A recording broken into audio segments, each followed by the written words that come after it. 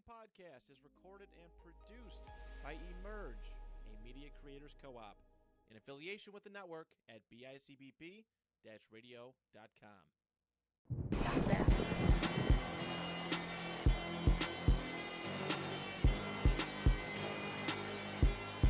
It's my great honor to introduce you all to the next head coach of the New England Patriots, Mike Vrabel.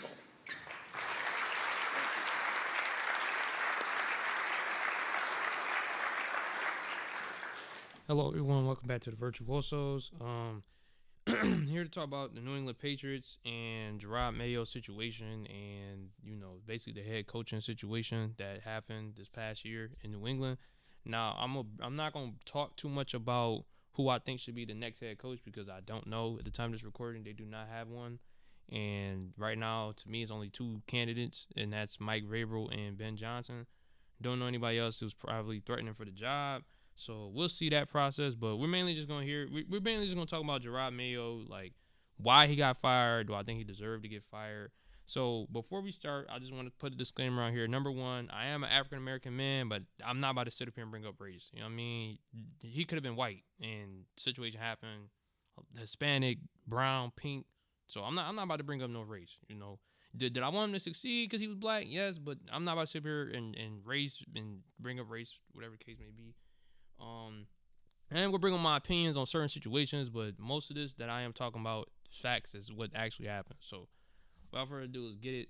The number one reason why I do believe that he got fired is because somebody went to Robert Kraft and said, your job, the head coach job for New England Patriots is highly coveted. You have a decision to make. I don't think Robert Kraft wanted to fire Jerod Mayo. I think, it was a tough decision for him. You handpicked him. You fired Bill Belichick for him. Somebody came to him multiple weeks in a row like, you got Drake May. You have all this cap space. You got Christian Gonzalez. The AFC East is really open besides the Bills. You probably could sneak into the wild card, like that bottom end of the you know what I mean? So your job, the head coach job for the Patriots is highly coveted because of you have a rookie quarterback, you have cap space, you have a stud on defense, a couple other pieces. So over the weeks, Jerod Mayo, increasingly lost his job as the weeks went by, and he was like, you know what? If his job is that coveted, I have to make a change. So I think that's really the number one reason. We're humans at the end of the day. Like as much as Jerod Mayo was understaffed, Robert Kraft seen the product out there, had to make change. Number two is the team performance. Now, obviously, the Patriots had the third pick last year with Bill Belichick, but this year there was no cultural change. There was no step towards the future. The only reason you could say to bring Jerod Mayo back is because he had 1 year.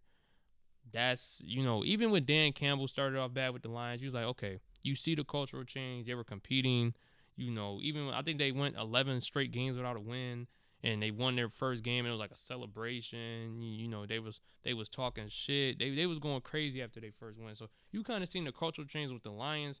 There was no cultural change with the Patriots. It's just we were losing last year. We came into this year. We was losing again this year. Nothing changed. No outside perspective changed. So, that was, for me, that's the number two reason why there was no cultural change. There was no, habits that was being broken. It was the same old come in, lose every week, and then, go home. Speaking of going home and going places, I do want to speak on the playing cards thing with Jerod Mayo. They were saying he's playing cards after the Cardinals lost. You know what I mean? You can't play cards by yourself. So who is he playing cards with? Like, if he's playing cards with Drake May, do we got to get rid of Drake May? Like, let's talk about it. So I'm not about to put stock in that. That's a little OD. But anyways, the next one's Jerod Mayo's constant mess-ups in the social media. Constantly going off of, it started off in the preseason. He said Jacoby Brissett was not the best quarterback, but he'll start. A little crazy to say, coming into week one, your first season being a head coach, saying Drake may outplay him, saying at points Joe Milton outplay him. If we go as further as, the last week, saying week 17, my fault, saying Ramondre Stevenson wasn't going to start. He ended up playing like 94% of the snaps. Like, stuff like that, the constant mess-ups in the media over and over, week in and week out, throwing people under the bus. It just wasn't professional of him. You know, granted, media is gonna bait. You know, they haven't had a person this talkative ever for them. You know, Bill Belichick was just simple 1-2 words, keep it pushing. They were baiting Jerod Mayo. He fell for it. Can't fall for it in this sport.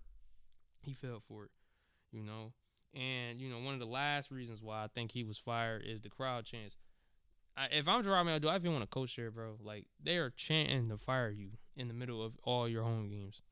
That's crazy. Like, they're booing when your team score and you doing good as a coach, and they're cheering and saying fire you when bad things happen. So it kind of was like a situation you couldn't really come back from.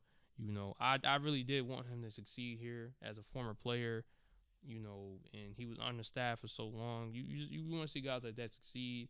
I don't think this has nothing to do with race. I'm not gonna sit up here and say this is a race thing. I don't think he was qualified yet for the job, but I'm glad we did change from Bill Belichick. You know, so those are the main reasons why I personally believe, and you know, based off the facts and the things that have happened over the season, why he got fired. Now, if I had to make a decision, if I was Robert Kraft, I probably would have fired him. You know, as much as I want him to succeed here, the job is too coveted. You didn't really do a head coach search last year. Do your due diligence this year. Go out there, do the process, find the right guy.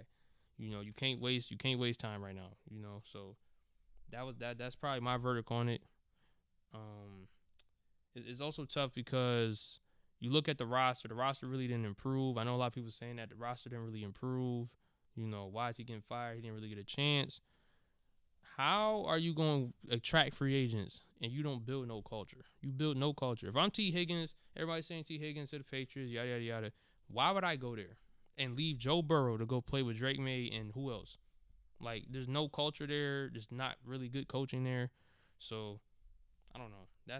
That's really my opinion on it. You know, head coaching, obviously, as y'all see, Mike Vrabel's the leading candidate. Again, we talk about culture. He's going to bring it. He's going to bring that toughness, that grit. Ben Johnson, again, he gets paired up with Drake May. That's going to be great for us. I should say, I don't know about the league, but I know me personally, I love it. So we'll see if what New England will do. But my verdict is, again, unfortunately, I think this is the right decision after all that happened this past season. Hope Jerod Mayo finds a job and does great, you know, the rest of his coaching career, or you know, probably won't get a head coach job, but maybe defensive coordinator, linebacker coach, something like that, somewhere else. For the Patriots, hopefully y'all do the right thing. Y'all hire a coach who y'all really feel and trust to work with Drake May, and you know, hopefully that brings free agents and you build your roster up, because we get to that point, like, you get another 2-3 win season, like you guys start giving out tickets for free. So, you know, that's my verdict of it. You know, thank you guys for tuning in. Prior to the last Patriots video, we talk about them till like the draft, free agency. You know, so I don't know what, you know. I know y'all love me talking about the Patriots shit on my team, but we gotta chill for a minute. You know, so appreciate y'all for tuning in. Thank you guys. Leave a like, comment, and subscribe, and we'll catch you guys on the next one.